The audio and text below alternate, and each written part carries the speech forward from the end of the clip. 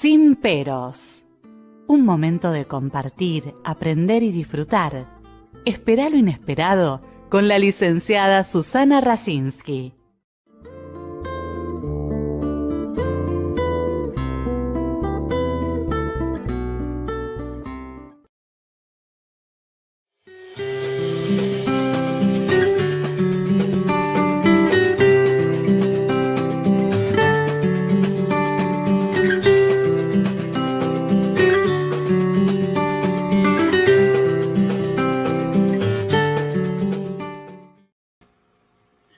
Muy buenas noches. Bueno, tengo el agrado de que nos visite nuevamente un colega, un amigo, un escritor, estudioso de la educación, del psicoanálisis, de los jóvenes, tan importante en este momento, y también de lo que nos pasa como país latinoamericano, como parte de este planeta. Bienvenido, Guillermo Carvajal, desde nuestro vecino país que es Colombia, que es hermoso.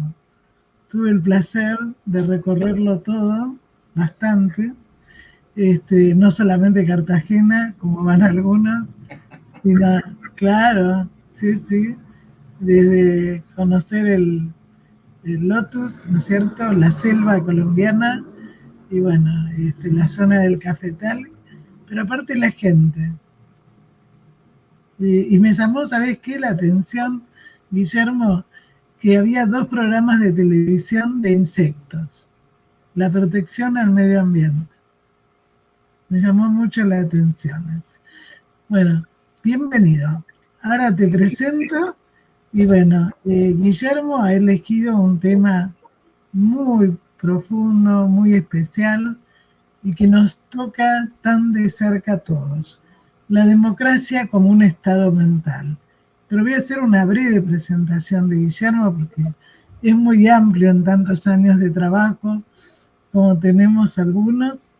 Es médico de la Universidad Javeriana, ejercicio de la psiquiatría de adultos, niños y adolescentes desde hace muchos años, psicoanalista de adultos, niños y adolescentes, investigador más de 40 años en adolescencia, también en educación, democracia y justicia de menores. Conferencista nacional e internacional. El otro día estuvo Rodrigo Rojas Jerez y le anunciamos tu programa, así que bueno, te mandó muchos cariños, muchos saludos. Bueno, fue director de muchos institutos, no solamente de Colombia, sino que también fue vicepresidente de FLAPIA, también en FEPAL, bueno, director del Departamento de Niños y Adolescentes de nuestra FEPAL, y además tiene varias obras destacadas escritas: Adolecer, la aventura de una metamorfosis, Cartas a Andrés, cómo formar un demócrata sin corromperlo, Adolescencia, Entremeses y Silabario, Prioridad, pervertir a los niños, creando talentos, y por supuesto tuvo muchas distinciones desde distintas universidades, como la Universidad Javeriana, como también en la Corte de Massachusetts.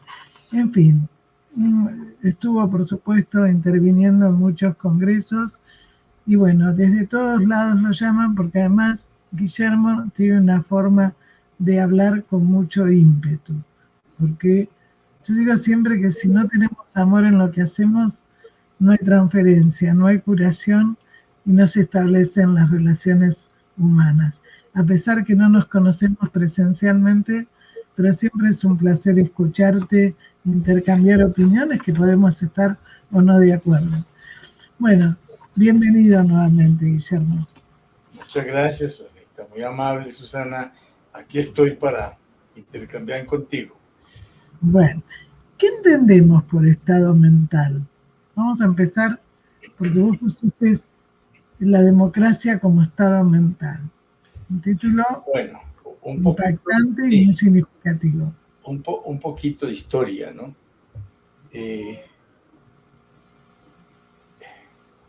En mi tierra dicen que el que se mete con niños, el que se acuesta con niños mojado amanece.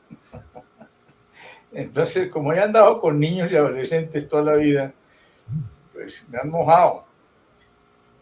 Me han llevado muchos escenarios, ¿no? Porque uno observa y no solamente observa lo individual, sino que los niños lo convocan a uno a lo social, inevitablemente, ¿no? Porque lo social está más que nunca influyendo directamente, ¿no? Es decir, lo cultural, ¿no? La escuela, el Estado mismo, etcétera.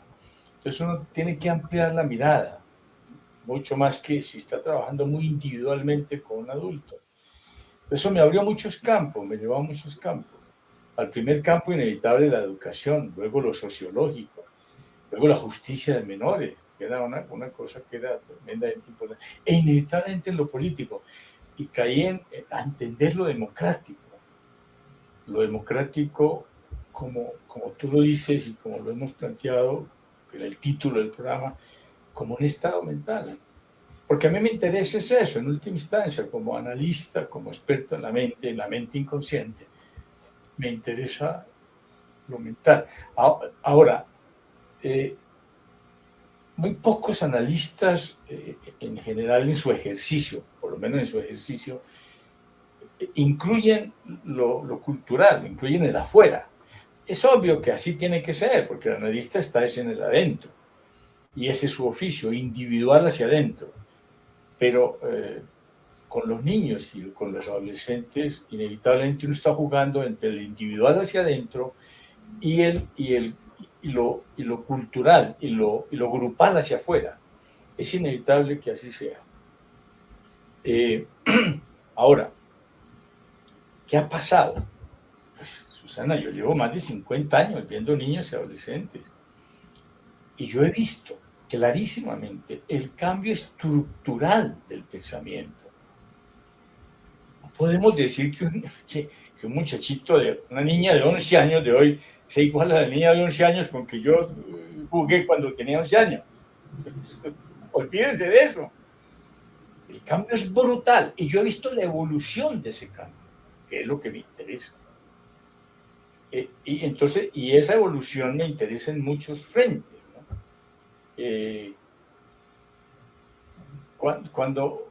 Cuando hablamos de democracia, ¿no? Pues en general las personas se refieren a un sistema político, básicamente, ¿no? Unas reglas del juego en las cuales hay 3 poderes y se respetan los unos a los otros, y el ejecutivo es corto, ¿no? Entre más corto mejor, y es limitado en sus poderes, pues, la cosa política que todos conocemos. Pero lo que a mí me interesa, y soy el segundo en los psicoanalistas hasta donde yo sé que le interesó el cuento. El primero fue Winnicott. Donald Winnicott, precisamente un poco por lo mismo que yo he vivido, que es esa inmersión obligatoria que niños y adolescentes le hacen a uno cuando lo meten en la cultura. Winnicott cayó en el tema de la democracia porque él hablaba de lo suficientemente bueno, y lo suficientemente bueno era el afuera. La madre suficiente buena estaba afuera. Winnicott es el hombre que rompe la estructura, lo sabemos, él rompe la estructura del adentro puro de Freud, que tenía su validez, y la tiene, obviamente, y muchas veces somos freudianos en nuestro trabajo analítico. Él rompe esto mete a la mamá en la formación del niño. No solamente está el conflicto intrapsíquico, sino que el conflicto en última instancia es una interrelación con el otro. Ese es el gran aporte de Winnicott. Y por eso él dice, no existe nada que se pueda llamar bebé. Un bebé se construye entre algo que nace y una señora que lo recibe. Entre los dos construyen un bebé. ¿Qué construyen? Una mente. Un self. Primero un self y luego un yo, ¿no? Primero un yo soy yo y luego el resto de agregados del yo. Por eso es tan importante si ese continente no es continente. Claro. Es decir, quién lo recibe y cómo en la mente de la madre tiene que estar también incluido al padre, ¿no? Que no solamente que esté físicamente. Se incluye después vamos a ver cómo Guillermo, ¿no? Que me parece, comparto totalmente, ¿no? La importancia que es la educación. Claro, es que la educación es todo, porque ¿qué es lo que hace? educación es canalizar un comportamiento en relación con una cultura. ¿Y quién es el primero que canaliza? Pues la mamá y el papá y el ambiente. Entonces, el proceso educativo comienza ahí. Entonces, claro, al único abre el ser humano hacia la cultura. Entonces, era inevitable que la incluyéramos. Y eso se mete en todo y termina pues en el sistema político. Cuando él dice lo suficientemente bueno, madre suficientemente buena, padre suficientemente bueno, familia suficientemente buena, sociedad suficientemente buena, cultura suficientemente buena, y para él y política suficientemente buena, y para él la política suficientemente buena que generaría un ser humano digno de llamarse humano, es la que está en la democracia. Y él dice que la democracia es una evolución del pensamiento humano y que inevitablemente los seres humanos caeremos en la democracia como un proceso evolutivo. Eso es muy interesante, ¿no? Yo continúo el ideario de Winnicott de alguna manera con respecto a este tema de la democracia. Y como me interesé tanto por el otro elemento educativo, que es el consumismo, cuando yo empecé a entender que el cambio mental que yo venía viendo en los niños y los adolescentes, cambio estructural de la mente, de los patrones, de los intereses, de los referentes, ¿quién lo estaba haciendo? El consumismo, el modelo consumista. Entonces fue cuando escribo ese libro que se llama Prioridad pervertir a los niños, en el sentido de que el consumismo, muy perversamente en sentido psicoanalítico, pues conduce. ¿Y qué es lo que dicen los mercaderistas y los publicistas? Que para que un producto sea aceptado y haya un negocio con el producto, tiene que haber una idea top of mind sobre el producto. Es decir, que el producto se instale en la mente topemente, en el tope de la mente, y que la controle. Y de alguna manera, o por lo menos un pedazo de la mente está controlada por el producto, y ahí están hechos económicamente, ¿no? Y ver las marcas, ¿qué son? Pues eso. Pero ¿cuánto es el proceso psicológico profundo que le implica al mercaderismo llegar a posicionar una marca, a tener idea top of mind? Entonces, idea tope de mente es un estado mental. Entonces, ya te lo empiezo a definir. El estado mental, para mí, sería como una organización de fuerzas e intereses psíquicos alrededor de algo ideal que se convierte en el centro último del sentido de ser individual o cultural o grupal, ¿no? De quienes lo asuman como paradigma a seguir. Ese es todo un proceso complejísimo, de que una cosa se vuelva paradigmática, guíe la mente, ¿no? Y pues muchas cosas, por ejemplo, el modelo represivo. Cuando uno dice la letra con sangre entra, es una cosa sumamente interesante, eso no es tan sencillo. Es una frase, pero ¿qué significa eso? Eso es un método y una técnica, ¿para qué? Para generar un estado mental. ¿Un estado mental de qué? De sometimiento, de obediencia, de creencia, de jerarquía. Ahí nos creamos nosotros. ¿Y cómo se hace eso? ¿Cuál es la técnica para uno ser miedoso, temeroso, obediente, sometido, idealizador del maltratador y jerárquico? ¿Cuál es la técnica? Pues maltratar, el exceso de frustración. Y ahí tenemos un modelo y se genera un estado mental de sometimiento, que es el típico de toda la cultura, desde que el ser humano se conoce. Los griegos rompen con esto y lo rompen claramente. Es una cosa muy apasionante. Por ejemplo, cuando uno lee a Alejandro Magno, cuando Alejandro llega ya termina su ciclo y llega y se posiciona definitivamente, conquista media Asia y llega hasta la India y se devuelve y en Susa llega y se introniza como el emperador persa. La gente empieza a arrodillarse. El máximo de la jerarquía, un emperador persa era Dios. Fíjate, un estado mental comunitario, ¿no? Dios era Alejandro. Y empieza la gente a arrodillarse. Y los griegos furiosos se le enfrentan sus compañeros griegos, sus compañeros de batalla, pues, que andaba con griegos. También el ejército lo llenó de persas, pero los fuertes eran los griegos. Se le enfrentan y se lo insultan furiosamente. ¿Usted cómo permite que alguien se le arrodille? ¿Qué clase de ser humano es? Y tuvo las peleas más serias hasta el punto de que mató a un amigo, al íntimo amigo lo lanceó porque lo criticó brutalmente una vez. Entonces, fíjate, los griegos no podían, no soportaban la jerarquía extrema, ¿no? Ellos eran igualitarios, es que ese es el modelo, un estado mental. Entonces yo me puse a pensar, ¿cómo generamos un estado mental en democracia? Claro, pero ¿qué pasa? Democracia. ¿Qué pasa ahora, no es cierto? Cuando también no se tiene en cuenta que somos, en este momento como somos los dos seres humanos. Tanto en educación en una escuela como en una familia, el respeto al otro como lo humano. Porque aún en la supuesta democracia,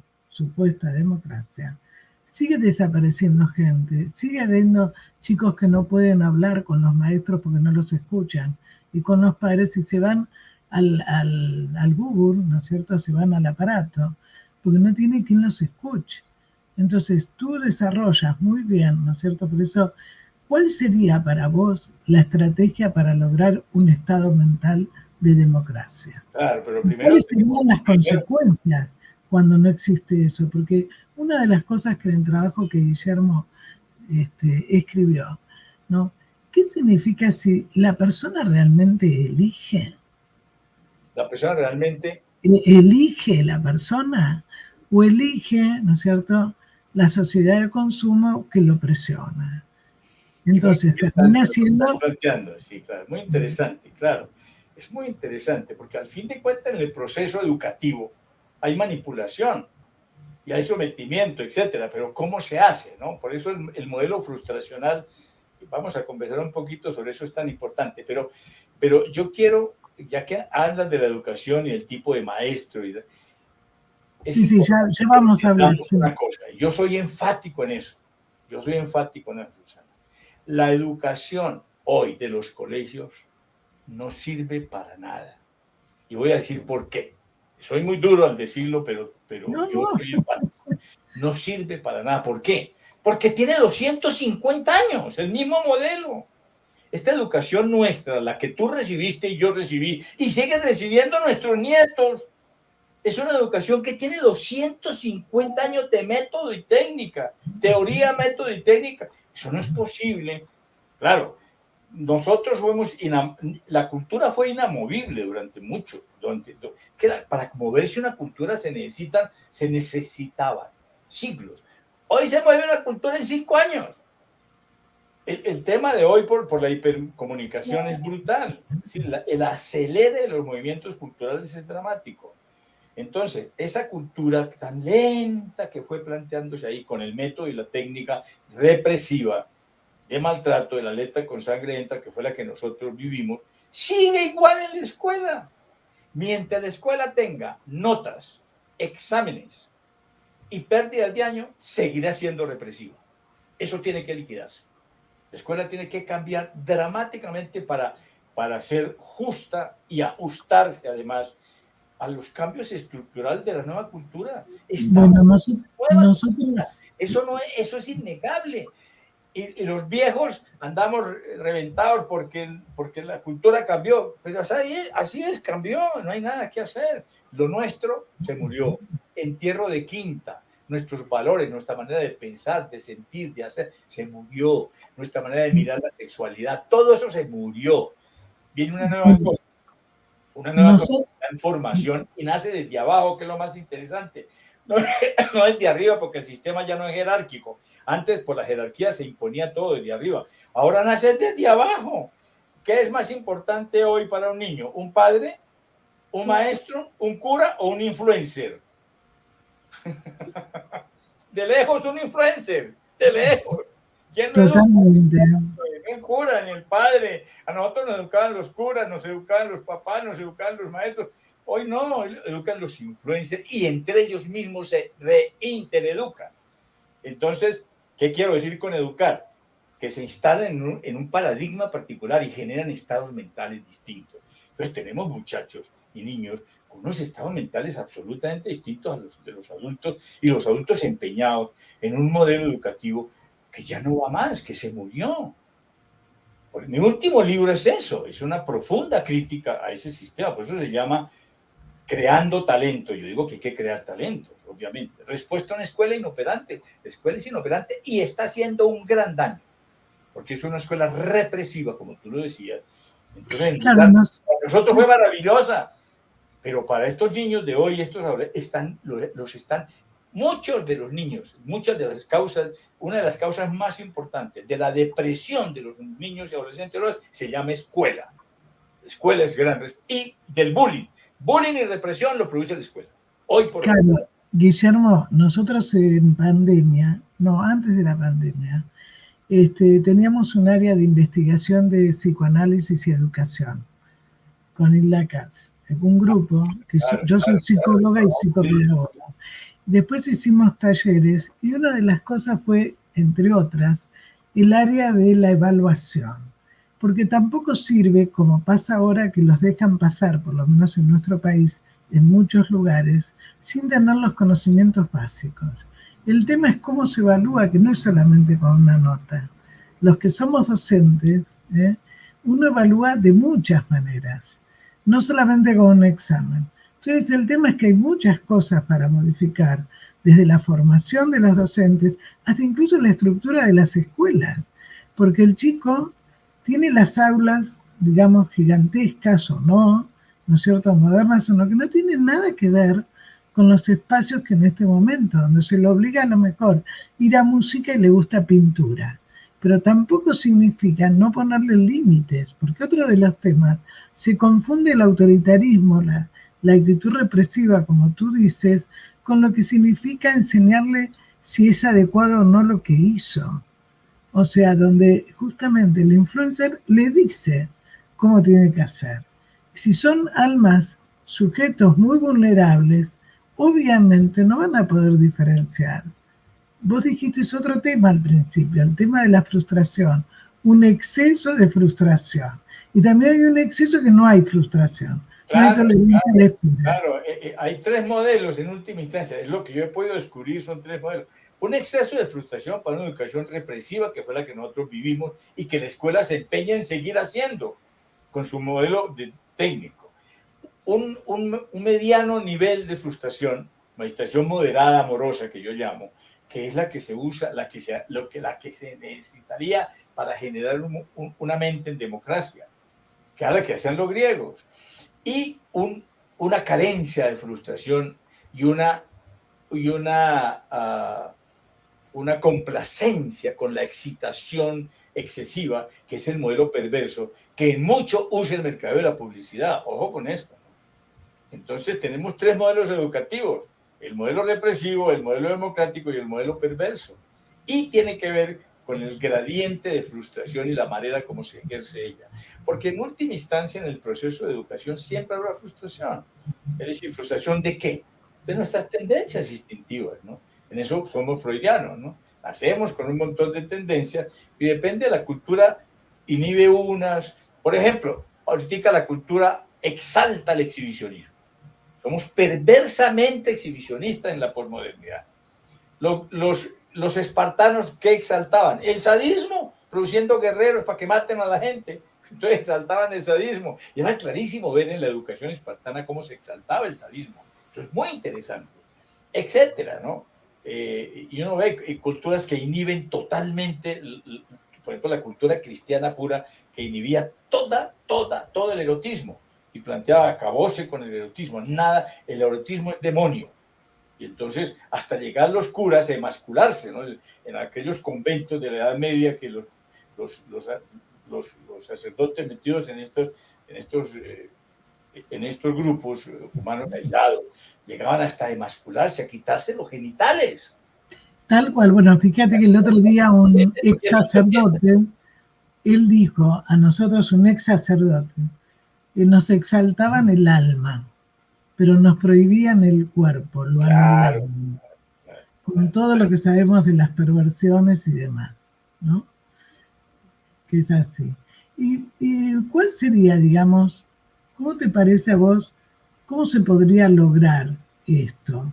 ¿Y cómo tendría que ser un maestro en democracia? Okay, ese es un tema que obviamente con todo el devenir y el caminar sobre la situación, pues fuimos como escuela, somos un grupo de investigación de muchos años, ¿no? Fuimos viendo cosas, ¿no? ¿Cómo sería un maestro en democracia, ¿no? Empezamos a pensar, un maestro con frustración que pudiera utilizar la técnica de la frustración medida. ¿Cómo sería ese maestro, no? ¿Qué características podría tener? Entonces empezamos a ver cosas, ¿no? Por ejemplo, mirando la actitud del maestro en represión pura, ¿no? Un maestro en represión pura, ¿qué es lo primero que hace? ¿No? Lo primero que hace es jerarquizar y expulsar. Es un maestro impulsivo, ¿no? No es un maestro, como en análisis lo llamamos maestro contenedor, ¿no? Entonces, ¿qué fue lo que vimos nosotros? Pues lo primero que tiene que haber para generar una mente en democracia, una mente igualitaria, que considera al otro como un otro, igual a él, etcétera, es la capacidad contenedora, ¿no?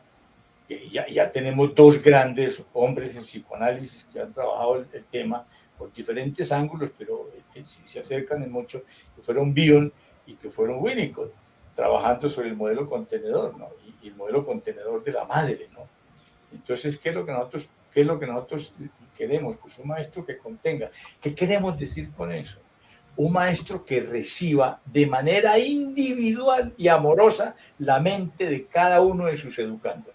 Por lo tanto, ya fíjate que ya se nos plantea un problema técnico. Pero ¿cómo diablos yo recibo 40 o 50 estudiantes? Eso es imposible. Por lo tanto, un aula de clase en democracia no puede tener más de 10 o 12 máximo. Manifestación. Te agrego algo más. En este momento en nuestro país tienen 25 o 30 alumnos y tienen 5 de inclusión, con 4 o 5 autistas, con chicos con problemas, con los acompañantes. Entonces, donde por ahí, ¿cómo se incluye? Porque se termina excluyendo. No, perdóname, pero su escuela son unos aficionados. No incluyen 50 por aula, hasta 50 en las aulas oficiales. Sí. Entonces, una locura total. ¿Cómo diablo va a hacer contención un maestro con 50 estudiantes? Eso es imposible. Tiene que autistificarse el maestro y sacar la vara y empezar a dar palo, porque la única manera, cuando empezó la escuela, eran de 2.000 estudiantes. La escuela ¿Quién creó esta escuela de hoy?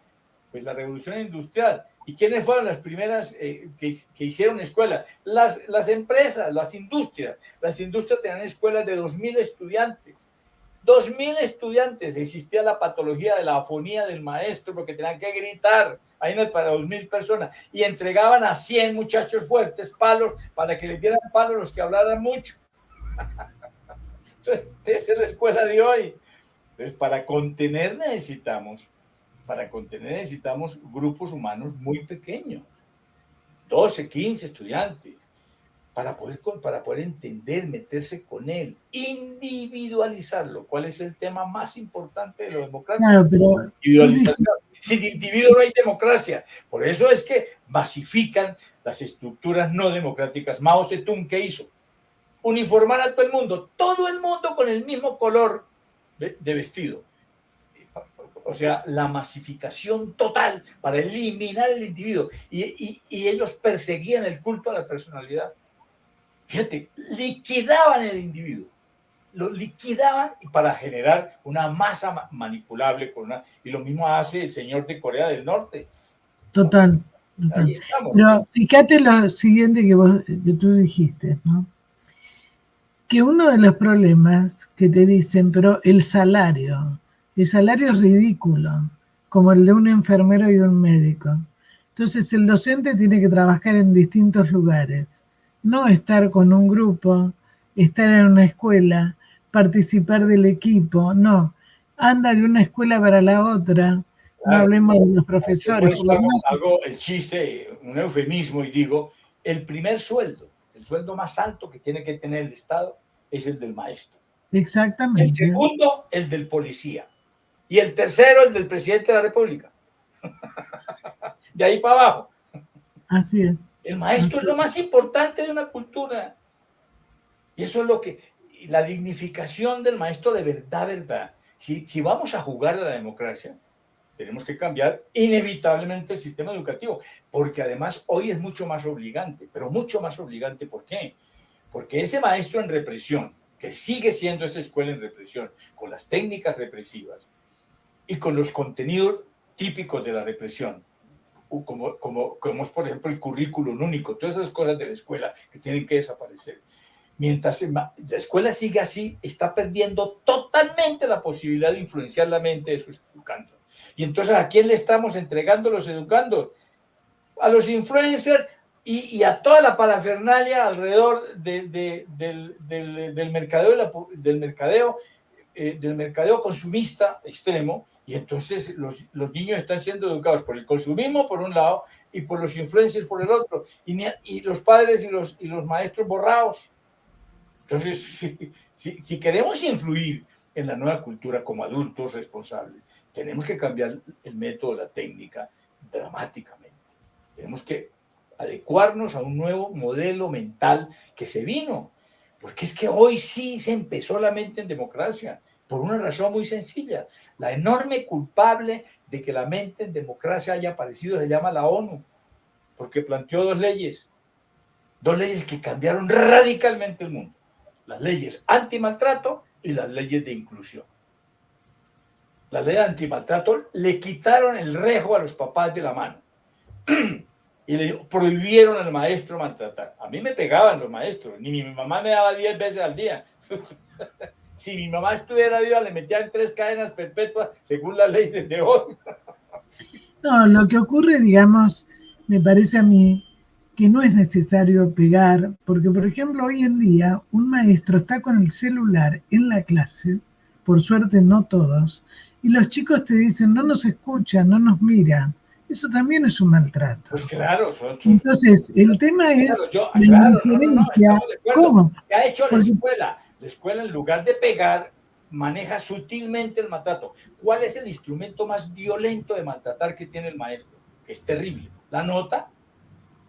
Con eso maltrata a diestra y siniestra con la nota, Susana. Eso lo está viendo uno. Y en la universidad igual. Uno de esas bestias de maestros usando la nota para someter y arrodillar al estudiante, para todo. Bueno, un sadismo terrible. Acá en la Argentina, por muchos problemas que tú sabes, se ha dejado pasar por la pandemia, además, que muchos chicos no concurrieron porque no tenían cómo conectarse. Esto también fue un cambio para los maestros, que de repente tuvieron que utilizar la tecnología y muchos no estaban acostumbrados. Entonces, o sea, es siempre muchas exigencias, muchas demandas al maestro, cuando en realidad, mi opinión, tendría que ser la sociedad, la familia, el Estado y la escuela. No se puede hacer solo. Entonces, ¿el tema cuál es? Cuando realmente, digamos, los chicos no se conectaban, hubo mucha deserción. Entonces, lo que ocurrió, que volvieron a buscar a los chicos. Estoy hablando de Argentina, que vos sabés que en el año 74 no había casi analfabetismo en nuestro país en relación a Latinoamérica. Claro, en este momento Argentina fue una involución, ¿no? Tú sabes que es el único país que tiene todavía educación universitaria gratuita. Entonces, ¿el tema cuál es? ¿Qué pasó con todo lo de educación? O sea, donde realmente es una crisis muy grande y se tiene que tener en cuenta distintos elementos, no que sea una cosa partidaria, tiene que ser una cosa de incluir a todos. Si yo tengo que evaluar, ¿cómo lo evalúo? El maestro, acá muchos maestros están con carpetas psiquiátricas. ¿Me escuchás? Sí, te escucho. Ay, yo me fui. A ver, hubo algo acá. A ver. Bueno, voy a hacer un corte porque no sé, a ver. Yo te escucho perfecto. Yo me fui. Bueno, sigue hablando tú que yo voy a tratar de entrar. Sí, el tema de la escuela con la pandemia fue absolutamente dramático, Susana. Claro, la desconexión del maestro con el estudiante en la pandemia fue absolutamente dramática, ¿no? No solamente por la falta de presencialidad, que pues obviamente afectaba, sino por todo lo que has dicho tú de dificultades técnicas, de, de, sí, de una tecnología agregada a la tecnología normal que utilizaría un maestro corriente en su aula de clase, que no manejaba ese maestro. Entonces eso desconectó dramáticamente al niño y al adolescente de la escuela y problematizó. Ahora, ¿qué tal la ausencia de aparatos para los niños que no tenían instrumentos para poderse conectar? Todo eso que sabemos que pasó, que fue tan dramático. Claro, muchos niños quedaron un poco por fuera de lo que llamaríamos el conocimiento, ¿no? Que a mí no me parece tan importante, ¿no? Los contenidos del conocimiento, eso no es tan importante. Yo creo que la educación tiene que ser otra cosa. Pero bueno, y viene el tema de la evaluación, ¿no? Porque la exigencia que le hace el Estado, por decirlo de alguna manera, a la sociedad, al maestro, ¿no? Es decir, díganos cómo va esta persona en términos de un proceso planeado, ¿no? Un proceso planeado de saber cosas, de entender cosas, etcétera. Y para eso entonces el maestro tiene que evaluar, pero como tú dices, depende del modelo educativo, la evaluación cambia dramáticamente, ¿no? Porque si tenemos un modelo que yo propongo, un modelo de apasionamiento por un tema específico, pues la evaluación... Pero tú apuntas a algo que es muy importante, que yo lo vengo también sosteniendo, que tiene que ver con la transferencia del docente y el alumno, del docente con el director, de cómo ahí nosotros como psicoanalistas tenemos un trabajo muy importante. Porque si no hay una transferencia, no hay una empatía, no está eso de contener al otro y sentirse contenido, porque a veces el maestro se siente muy solo y el director también. Es decir, entonces indudablemente creo que en esto es también tener alguien que fuera de la institución, pueda trabajar, ¿no? Para ayudarlos a cómo se pueden sentir mejor, porque todo eso influye en la tarea con el alumno. Claro, lo que pasa es que yo sostengo que si no hay pasión, no hay conocimiento válido. Yo cambio la afirmación, pues el mote de la letra con sangre entra, por la letra con goce entra, que es lo que yo he visto. Si uno ve a un niño jugando videos, uno ve el disfrute de un niño ante un videojuego y cómo dura horas y horas disfrutando eso con excitación y subiendo niveles difíciles, frustrándose por los niveles, pero ya está lleno de pasión. ¿Por qué la escuela no hace lo mismo? ¿Por qué la técnica de la escuela no tiene que ser algo parecido a la técnica de un videojuego, ¿no? En donde se apasione, pero para eso se necesita todo un cuento complejísimo, que es lo que yo planteo, ¿no? La necesidad de apasionar por el conocimiento. Si uno tiene estudiantes apasionados por el conocimiento, pues eso va sobre ruedas, porque hay goce, hay disfrute. Y ahí sí volvemos a Freud, ¿no? El principio del placer. No nos movamos con la represión y la frustración excesiva. Movámonos con el principio del placer, movámonos con el disfrute, con el goce del conocimiento, ¿no? De alguna manera el ser humano disfruta el saber, disfruta el conocer. Pero si lo obligan a un saber y a un conocer que él no quiere, pues se va. Eso no va a funcionar. Si estaba en un modelo represivo en el cual obedecía y se sometía, pues entonces funciona la brava por el miedo. Pero como eso desapareció, porque a la ONU, al quitar, al obligar al no maltrato excesivo, empezó a horizontalizar el sistema. Y entonces niños no maltratados, excesivamente no maltratados, eran niños sin miedo. Niños sin miedo, entonces se rompe la jerarquía, porque son niños que no obedecen, entonces no hay jerarquía. Entonces, hoy tenemos niños sin miedo, no obedientes, no sometidos, buscando una igualitariedad absoluta con los adultos, nada de que es superior a ellos. Y ese ser humano es completamente distinto al ser humano que necesita una escuela represiva. Por eso la escuela está fracasando, porque no tiene el individuo listo para funcionar ella como debe funcionar. Ahí tenemos un problema serio. Vos me hiciste pensar, vos sabés que en el programa los dos, me pasa con todos los entrevistados, usamos la asociación libre, ¿no? Cuando está esa aparente igualdad que aparece en los populismos, también aparece la derecha, que está pasando a nivel mundial. Esa necesidad de la ley que después se confunde con el autoritarismo, ¿no?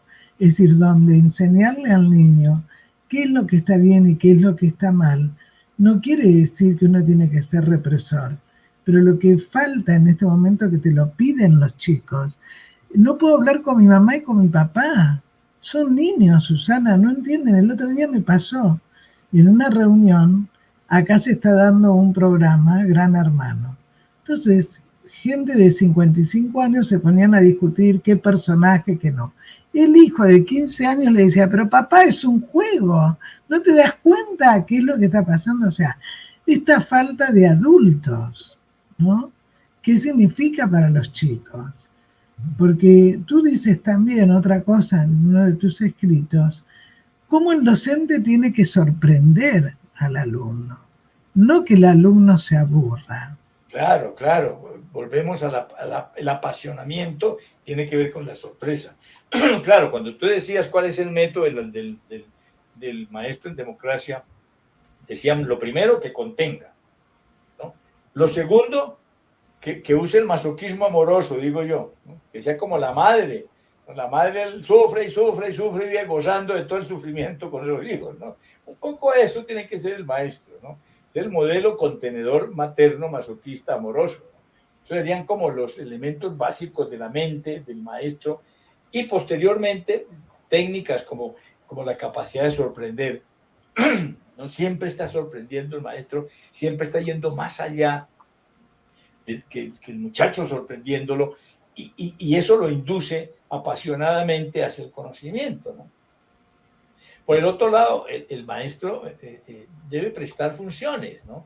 Que es lo mismo que la madre, es lo más parecido, por eso la madre es la primera educadora. Uno al bebé le presta funciones, después las funciones se desarrollan y uno se retira y el bebé ya queda con la función puesta, pero si uno no lo ayuda a desarrollar la función, pues ella no se desarrolla, y la primera condición es prestarle la función. El bebé no puede coger la cucharita, entonces la mamá le da con la cuchara y le da hasta que llega un momento en que él agarra la cuchara y quiere comer y se unta, no importa, lo deja la mamá hasta que ya come bien, entonces ya la mamá no tiene que ayudarlo con la cuchara, ¿no? Esa es la prestación de funciones, ¿no? Ahora, la otra cosa que debe tener un maestro en democracia, que es inevitable, es la capacidad de escuchar. Los maestros no escuchaban, porque el maestro dijo, ¿te acuerdas? La famosa alocución latina, ¿no? Magister Dixit. El maestro dijo y punto. El que habla es el maestro, el estudiante escucha. Hoy no se puede hacer. Hoy el maestro tiene que escuchar para poder empatizar, y al empatizar puede vincularse, y al vincularse puede generar entonces una contención. El estudiante además no podíamos preguntar, cuando preguntábamos, no podía. Porque yo me acuerdo que preguntaba por qué 2 por 2 es 4. Yo entré a la escuela sabiendo leer y escribir. Yo me ¿por qué es así? Es así. No se podía preguntar, ¿no? No se podía, entonces, ¿no? El era el Magister Dixit. El que sabe es el maestro y punto. El maestro no escuchaba, no tenía por qué escuchar, el que escuchaba era el estudiante. Entonces, fíjate, ese es el modelo represivo frente al modelo el horizontal democrático. Y hoy que sí sería importante otra condición, que es que el maestro sirva de paradigma de identificación. Cuando digo paradigma de identificación me refiero a la manera de ser del maestro, ¿no? Por ejemplo, el amor a la naturaleza debe nacer del maestro, la capacidad de empatía debe nacer del maestro.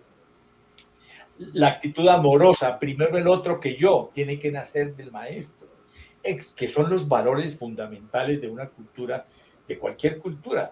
Hoy por hoy son los valores fundamentales de esta cultura: el cuidado por la naturaleza, la existencia del otro como un igual, el instalarse un modelo amoroso que no se ha podido instalar todavía porque hay un modelo perverso generado por la cultura consumista que es narcisista. Entre más narcisismo, menos otro hay. Ese es todo un tema bien complejo.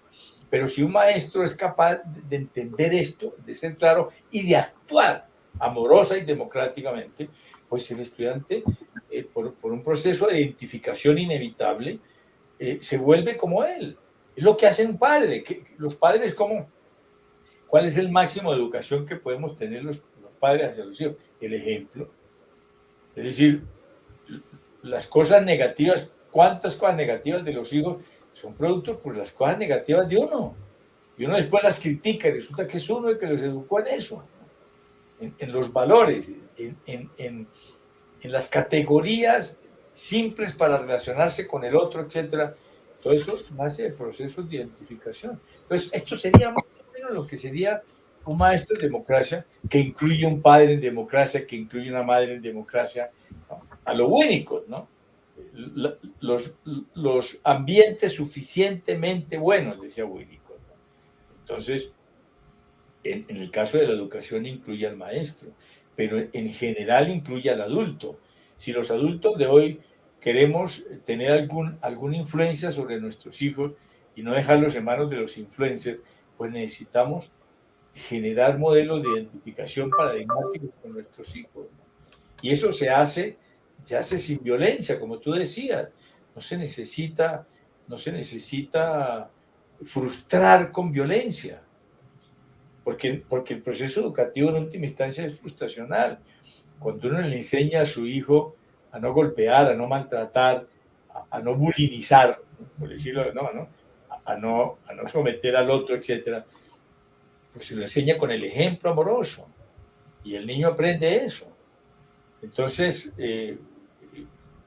definitivamente sí, el tema de generar estados mentales en democracia implica todo esto que estamos disecando, ¿no? Porque, ¿qué significa un demócrata, no? ¿Cuáles serían los elementos básicos de un estado mental en democracia, no? Primero, la individualidad acérrima, ¿no? Demócrata es un individuo total, no es una masa, como lo de Mao Zedong o lo del señor de Corea del Norte, ¿no? Que es, por eso, la brutal diferencia entre Oriente y Occidente es esa. Nosotros somos griegos, absolutamente griegos. Seguimos siendo griegos y eso nos atrapó Grecia y sí que hemos atrapado por el modelo griego. Ese modelo no existe en Oriente. En Oriente son verticales y jerárquicos, brutalmente verticales y jerárquicos, y el individuo desaparece. Nosotros somos horizontales e individualistas. Ese es el primer elemento que habría que generar en democracia. Y así siguen otros, el tema de la libertad, el tema de la amorosidad, de la existencia del otro como un igual a uno, que son las características de los estados mentales en democracia, ¿no? La eliminación de las jerarquías, la horizontalización de los sistemas. Es tan complejo eso, porque fíjate que hablemos de Dios, el máximo exponente de la jerarquía, el de arriba. Y resulta que si la cultura se horizontaliza, Dios se pone en peligro. Y entonces tiene que aparecer otro tipo de mirada hacia esa cosa extraña, incognoscible, ¿no? Innombrable, que es la posibilidad de un ser superior. Entonces se vuelve otro tema. Un ser superior y que el otro está abajo. Claro, sí, claro, por eso el tema, cuando se horizontaliza un sistema, todas esas jerarquías empiezan a aflojar. Es muy claro, en nuestra consulta, lo hemos conversado, los analistas lo sabemos, ¿no? Como inicialmente, hace tantos años que empezamos en este trabajo, Dios era un tema importante, lo religioso, etcétera. Hoy eso ya no existe, ya no se nombra la consulta, ¿no? Y eso tiene un problema complicado. que es el tema de la espiritualidad. Nosotros somos de alguna manera defensores de un modelo espiritual. Los analistas, pues somos de alguna manera, la mente tiene que ver un poco con ese concepto de lo espiritual, ¿no? En el buen sentido, lo espiritual en el sentido de lo no material, ¿no? No, lo espiritual podría estar incluyendo el arte, lo espiritual podría estar incluyendo las cosas más sublimes de lo humano, ¿no? Claro, pero fíjate que también en esto, ¿no? Que uno ve que en general se habla de lo que uno hace, no cómo se siente. Y una de las cosas que nosotros vemos, cómo cada vez está más separado el afecto del ser, ¿no? Es decir, o sea, es todo qué hiciste. Entonces cada vez más son más las decisiones en todo lo que tiene que ver con la educación y todo lo que tiene que ver en un Estado democrático, cómo lograr la armonía, ¿no? Entre lo que uno siente, lo que uno hace y lo que uno piensa. Sí, interesante esto que estás diciendo. Yo pensaba en algo que es muy preocupante. A mí eso me preocupa de esta cultura nueva, yo le llamo la cultura de la posmodernidad. Así quieran eliminar el término posmoderno, así es. Estamos más allá de la modernidad. La modernidad empieza en el siglo XV y se acaba en el siglo XX. Y en el siglo XX comienza la posmodernidad. En la cultura hay una cosa que me preocupa de la cultura de la posmodernidad, porque parte del proceso educativo de la posmodernidad lo está dando la sociedad consumista. Y entonces esa estimula dramáticamente el narcisismo. Y al haber narcisismo, se cierra, entre más narcisismo, menos otro hay. Menos vinculación, menos empatía, más encerramiento, más aislamiento, mayor soledad en un mal sentido. Porque la soledad en un buen sentido es maravillosa. Cuando uno se acompaña de uno mismo, eso es maravilloso. Pero la soledad, cuando uno necesita el objeto y lo abandona por narcisismo, porque no se puede vincular con él, eso lleva a la depresión, lleva al suicidio, ¿no? Entonces, es que estamos hablando con Guillermo del narcisismo perverso. Claro, ¿no? a estos extremos se está llevando a la persona a una soledad, a una ausencia del objeto, y esa ausencia del objeto lleva a una depresión muy grande y la gente se suicida. Yo pienso que en mucho este aumento del suicidio es por el aumento del narcisismo, es por la ausencia real del objeto amoroso. Todo eso son los desafíos de la nueva cultura, de la cultura en democracia, ¿no? Tenemos que propender primero por formar demócratas y obviamente por formar demócratas con un sentido muy humano, es decir, con la inclusión de un elemento de la democracia importantísimo, que es el otro es igual a mí. La igualdad, si hay verdadera igualdad, el otro se destaca por encima de cualquier consideración. El modelo de narcisismo no es igualitario porque el otro desaparece. Es totalmente jerárquico. Yo soy Dios, los demás por debajo, es que ni existen siquiera, son para mi uso y servicio. Entonces, fíjate que ahí desaparece el modelo democrático. Y ese es uno de los grandes peligros de la democracia en términos de la posmodernidad. Ya hay un estado mental de igualdad, de horizontalización de la mente, de desaparición de jerarquías. Hay muchas cosas que ya las estamos viendo, pero la cosa narcisística está matando con lo más importante, que es la existencia del otro.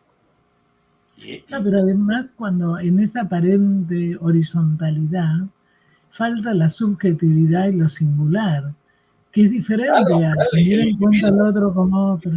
Fíjate cómo esa desaparición del otro genera una cosa que es bien compleja. ¿Cuántos niños tienen hoy las parejas?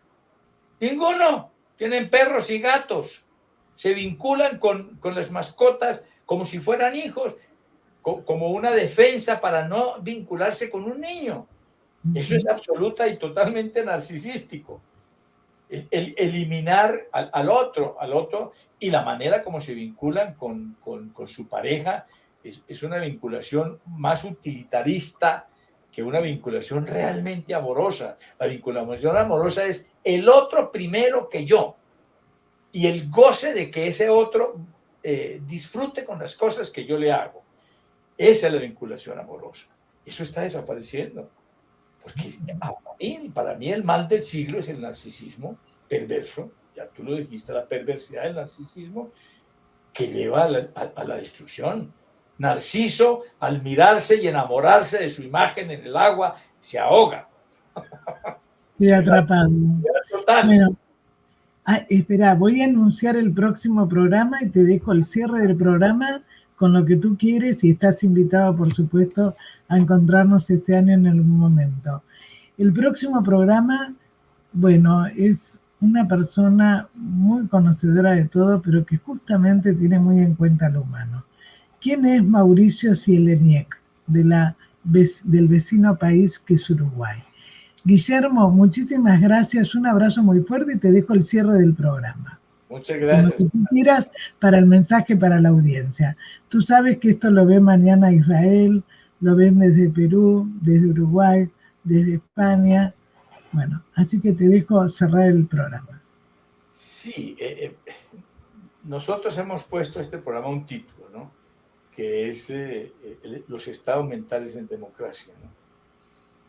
Los estados mentales se construyen la relación vincular del ambiente con el niño desde que nace. La democracia es un sistema político, pero también es un sistema filosófico, también en otro sentido, pero debe ser un estado mental, debe instalarse con las reglas del juego que incluyen ante todo la igualdad, la horizontalidad, la desaparición de las jerarquías, pero incluye la existencia del otro por encima de cualquier consideración y el modelo amoroso. Entonces, el mensaje es: busquemos mentes en democracia y seamos como el maestro en democracia ideal, si vamos de paradigmas de identificación amorosos a nuestros hijos para que ellos sean reales demócratas. Muchísimas gracias, un abrazo muy fuerte. Para ti, Susana, y gracias a ti por Gracias, gracias.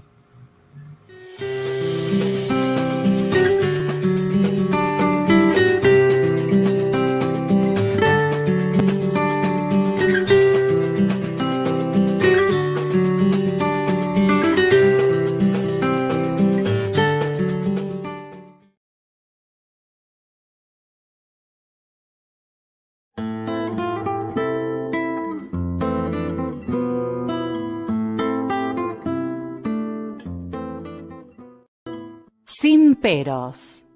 Un momento de compartir, aprender y disfrutar. Espera lo inesperado con la licenciada Susana Rasinski.